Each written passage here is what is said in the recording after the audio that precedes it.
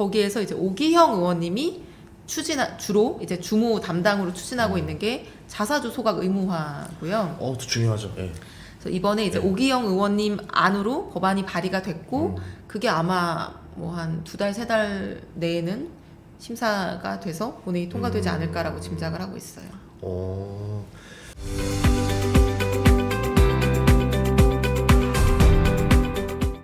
자, 그래서 주주들이 더 기대하는 게 뭐냐면 코스피 5천 가려면 또 다른 정책들도 필요하다라고 생각하는데 아까 말씀해 주셨더라고요. 저 PBR 네. 정책. 이거는 좀 더 설명을 좀 들을 수 있을까요? 일단은 제가 발의한 주가 누르기 방지법이라고 실제 이름은 상속 증여세법이고요. 지금은 비상장 회사의 주식을 가지고 있는 사람은 상속 증여세를 낼 때 이 주식을 공정가치 평가로 일단 평가를 해서 세금을 냅니다. 그리고 PBR의 순자산 가치 평가액의 80%가 세금의 하한이에요. 평가 금액의 하한이에요. 그런데 이게 이 주식이 똑같은 회사가 상장이 되잖아요. 그러면 공정가치 평가니 뭐 순자산의 80%는 이런 기준이 다 싹 없어지고요. 주가로만 평가가 돼요.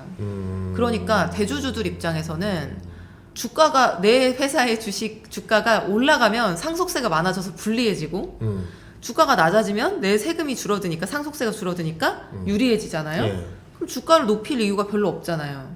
주가를 높여서 주식을 당장 팔 게 아니라면은 그러니까 자꾸 주가 누르기 행태가 생기는 거잖아요. 그래서 이 문제를 주식 투자자분들이 많이 제기해 왔어요. 이 문제 어떤 방식으로든 해결해 달라고. 상속세율을 낮춰달라는 요구도 있었고요. 물론 상속세율이 지금 굉장히 높기 때문에 그게 부담인 것도 사실이지만 상속세율을 지금보다 좀 낮춰주면은 이 구조하에서 주가 누르기 요인이 없어질까요? 저는 안 없어진다고 생각하거든요. 세금을 조금이라도 적게 내는 거는 뭐 당연히 누구든지 그쵸. 추구하는 바일 테니까.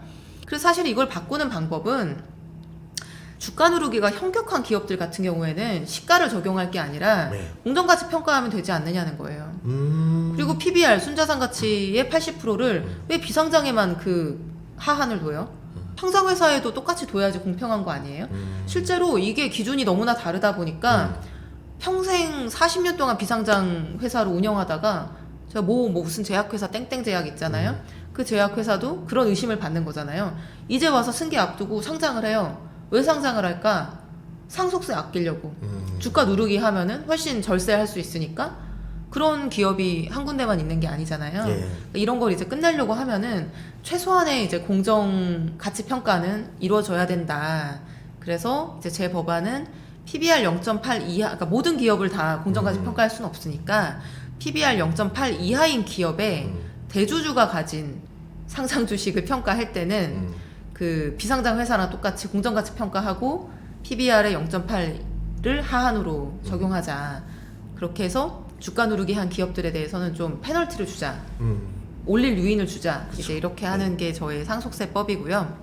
그래서 올해 이제 조세 소위 기재위에서 같이 배당소득 분리과세랑 논의가 됐는데 이 얘기는 좀 복잡한 얘기지만 어쨌든 이번에는 통과가 되지 못했어요. 그래서 본회의 상정이 되지 못했기 때문에 내년에 이 캠페인을 좀 본격적으로 해보려고 하고 제가 직접 발의하고 하는 일 외에도 코스피 5천위원회라고 이제 저랑 같이 활동하는 분들이 계시거든요. 예. 그래서 거기에서 이제 오기형 의원님이 주로 이제 주무 담당으로 추진하고 있는 게 자사주 소각 의무화고요. 또 중요하죠. 예. 그래서 이번에 이제 오기영 의원님 안으로 법안이 발의가 됐고 그게 아마 뭐 한 2달, 3달 내에는 심사가 돼서 본회의 통과되지 않을까라고 짐작을 하고 있어요. 안 그래도 좀 저 PBR 얘기해 주셨는데 이런 경우도 있더라고요. 그러니까 기업들이 취득했던 토지가 50년 전에 취득해 놓은 가격을 그대로 넣어놔서 업데이트를 안 해가지고 업데이트를 50년 동안 안 한 거예요. 그래서 뭐 10배 이상 차이가 나는데도 이 가격을 그대로 놓으니까 회사의 순자산 가치를 내려놓더라고요. 그러니까 네. 이런 것들이 만약에 이제 재평가가 되면 시세로 재평가하면은 뭐 PBR 0.1배도 안 되는 기업인데 네. 본인 입장에서는 그게 유리하지 않으니까 네. 주가 낮추려고 일부러 그런 경우도 많더라고요. 네. 이거는 해결할 방법이 없는 거죠. 그거는 이제 제가 발의한 법이 통과가 되면 이 PBR이 되게 중요한 그 세금 부과의 기준이 되는 거잖아요. 네. 그러면 이제 거기에 대해서는 그 세부 규정, 지침이 매우 엄격해져야 되는 거죠. 그거는 당연히 전제가 되어 있고 그 자산가치 평가에 대해서도 더 엄격한 기준을 적용하게 될 겁니다. 그렇게 되면서 이제 PBR을 이제 속이는 행위가 쉽지 않을 것이다. 네. 알겠습니다. 근데 문제는 이 예. 법에도 예. 이게 제가 막 엄청나게 힘이 센 사람이라서 이런 상법 개정안이나 배당소득 분리과세안이 통과된 게 아니라 국민들이 주주들이 관심을 가지셨기 때문에 힘을 받은 거거든요. 이게 저 개인의 어떤 능력이 아니고 그래서 이 주가 누르기 방지법도 주식 투자자분들은 얘기를 들으면 다 공감하는 내용이에요. 그걸 왜 이제야 하냐? 왜 아직 그걸 안 했었냐? 얘기를 하시는데 이게 생각해 보세요. 대주주나 재벌 입장에서 진짜 싫은 법이에요. 그렇죠. 그럼 지금 주가 누르면은 세금 진짜 조금 낼 수 있는데 이거 통과되면 세금 상증세가 몇 배로 늘어나거든요. 뭐 몇 천억 조 단위가 늘어날 거예요. 유명한 그런 상장 기업 뭐 그렇죠. 그런 큰 예, 예. 기업 같은 경우에는 그러면 당연히 저항이 엄청날 거 아니겠어요? 뭐 경제지들이나 우리나라 뭐 레거시 언론 같은 경우에는 대주주분들의 입김에서 자유롭지 않으니까 엄청난 비판을 할 거고요. 그럼 이제 이걸 싸워서 이겨서 통과시킬 수 있는 방법은 주주분들이 관심을 가져주시는 방법밖에 없어요. 그래서 저는 항상 이제 활동하면서도 지켜보면 느끼지만 왜 이렇게 열심히 싸우시나. 왜냐면 이게 그걸 싸우면은 엄청난 압박들이 올 거 아니에요. 네. 아, 좀 살살 좀 해 이러면서 올 거 아니에요. 근데 그럼에도 불구하고 이 지금 계속 어쨌든 그 우리 입장에서는 코스피를 올릴 수 있는 법안들을 만들고 계속 활동하시면서 제가 뭐 가끔 영상 보거든요. 국회에서 보면은 진짜 파이팅 넘치게 싸우시던데. 뭐 원동력이 뭐예요, 그게? 저는 제가 하는 일이 옳은 일이라고 생각을 하고요. 그리고 물론 대주주분들이 돈도 많고 언론 장악력도 크고 되게 힘이 센 분들인 건 맞지만 저는 제 뒤에 엄청난 다수의 일반 국민들이 있다고 생각하거든요. 그래서 싸워서 뭐 이길 만한 싸움이라고 생각을 하고 옳은 싸움이니까 또 해볼 만한 싸움이니까 또 해서 무언가 진전이 생기고 코스피가 오르는 걸, 그 지수가 오르는 걸 보면은 또 굉장히 의미 있는 일을 하고 있는 거 아닌가라는 생각도 들고 최근에 부자 리포트나 이런 거 이제 나온 거 보면은 금융자산 비중이 1년 만에 그래도 굉장히 많이 늘어나고 있는 늘었어요. 예. 모습을 보이더라고요. 예. 그래서 그게 뭐 제가 한 일이라고 생각하는 건 아니지만 그래도 굉장히 좋은 방향으로 가는 데 있어서 눈꼽만큼이라도 기여할 수 있으면 정치인으로서는 또 공직자로서는 굉장히 의미 있는 거죠. 저는 그냥 보면서 와, 이 과정을 어쨌든 1년 동안 쭉 보면서 굉장히 외로운 싸움을 했었겠다. 근데 말씀하신 대로 이게 또 뒤에서 응원해주는 또 투자자분들이 있다고 생각하시니까 그래서 할 수 있지 않았었나 생각이 듭니다. 네, 실제로 응원도 되게 많이 해주시고요. 유튜브 채널에 뭐 올리면 댓글을 진짜 많이 달아주시는데 그 댓글을 제가 거의 다 읽어보거든요.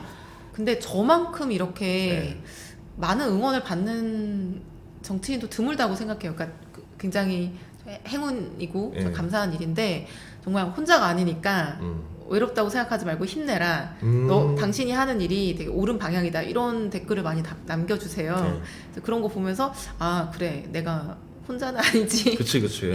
맞아요. 내 뒤에 엄청나게 힘을 실어주시는 분들이 계시다 이렇게 생각을 하죠. 그리고 또 이렇게 또 좋은 법안들을 낼 때마다 또 이제 주식 투자자분들이 좀 샤이한 게 많아요. 좀 적극적이지 못하고. 근데 이런 게 나왔을 때 이제 각자 이제 자기가 투자하고 있는 기업이라던가 뭐 이제 이런 게시판 이런 데서 여러분들이 또 많이 또 같이 싸워주고 같이 적극적으로 활동을 해줘야 이제 기업 오너들도 이거 만만치 않구나. 이제 시대의 흐름대로 이제 우리도 바꿔서 행동해야 되겠구나. 이렇게 되면서 주주 친화적으로 바뀌는 거거든요. 가만히 있다고 절대 바뀌진 않는 것 같아요. 같이 움직여야 됩니다. 맞아요. 우리가 뭉치면 힘이 더 셉니다. 그리고 전 궁금했던 게 주식시장에 대한 좀 정부의 의지가 어느 정도로 강한지 좀 궁금하거든요. 저는 그냥 두 가지 사건만 보셔도 아실 수 있다고 생각하는 게 정부의 공무원이나 정치인 같은 공직자들이요 본인이 발표하거나 결정한 거를 사후에 바꾸는 건 되게 어려운 일이에요. 왜냐하면 그거 자체가 원래는 사실 하면 잘 허용되지 않는 일이고 그쵸. 하면 안 되는 일이고 어쨌든 정책 신뢰라는 것도 중요하고 이게 선례가 한 번씩 생기면 다른 결정들도 계속 바꿔야 되기 때문에 그거는 사실 극도로 꺼리는 일이에요. 저도 예를 들면 제가 무슨 어떤 법안을 발의했는데 누가 반대한다고 해서 그걸 철회한다? 예를 들면 그런 일은 한 번도 제가 한 적이 없거든요. 근데 두 가지 사건을 한번 생각해 보시면 얼마나 어려운 결정을 했느냐.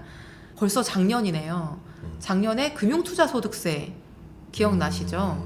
2020년에 법안이 여야 합의로 통과가 됐었고 2025년 1월부터 시행될 예정이었어요.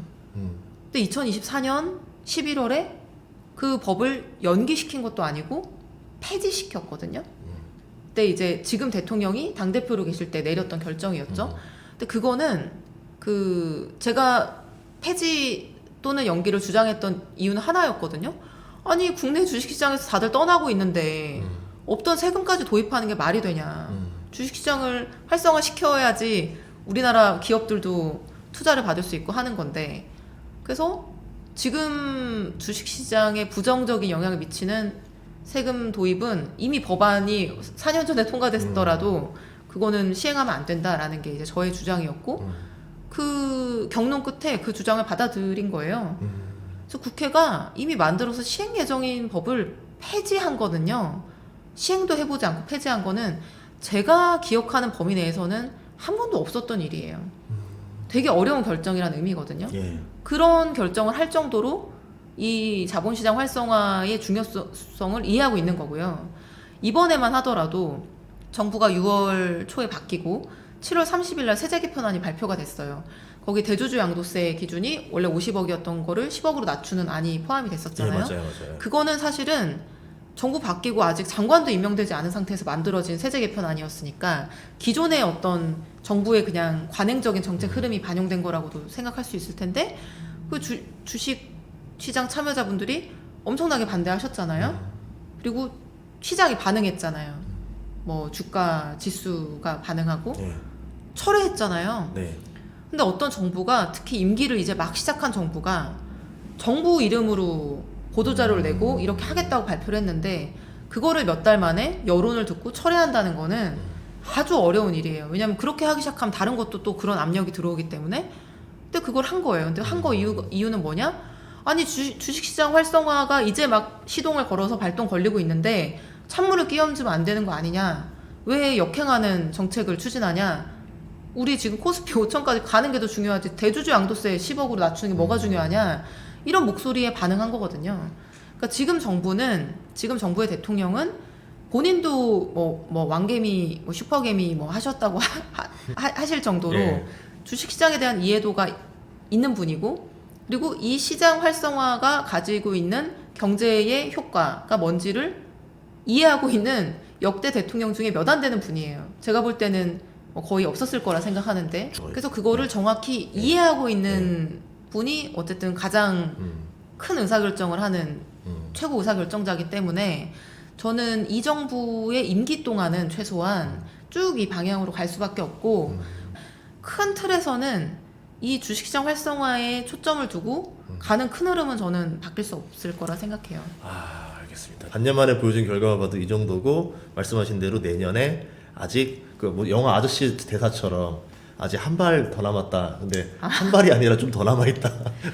예. 많이 저희가 준비하고 예. 있는 정책이 많이 있습니다. 예, 그래서 내년에도 어쨌든 이제 계속 코스피를 위한 정책들이 계속 나올 거니까 네. 투자자들 입장에서는 기대감을 가지고 같이 으쌰으쌰 해주면 정말 좋을 것 같습니다. 네. 그래서 정말 저도 예전에 제가 1월달에 뭐였냐면 그때 코스피 2,400인가 한참 그쯤이었을 때 설마 5천 가겠나 모두가 이제 그랬을 때 5천 간다라고 이렇게 딱 그거 글씨 받아서 들고 제가 강릉에서 글씨 받고 거기서 강릉 바다에 뛰어들면서 제발 올라라 이렇게 입술했었거든요. 그래도 이렇게 나름대로 좋은 결과가 나와서 저도 참 예. 신기해요. 너무 좋아요. 예. 네, 이렇게 예. 그 빠르게 변화가 생길 수 있다는 게 신기하고, 다만 이게 단기간에 아무래도 성장한 거다 보니까 좀 단단하게 다지는 작업이 너무나 중요하고, 그래서 제가 내년에 꼭 하고 싶은 일이 저배당을 극복하고 저 PBR을 극복해서 좀 정말로 진짜 실제 건강한 증시를 만드는 게 엄청 중요한 일일 것 같아요. 그 진짜 중요한 게 지금 시총 상위주들이 많이 올랐어요. 네. 근데 이제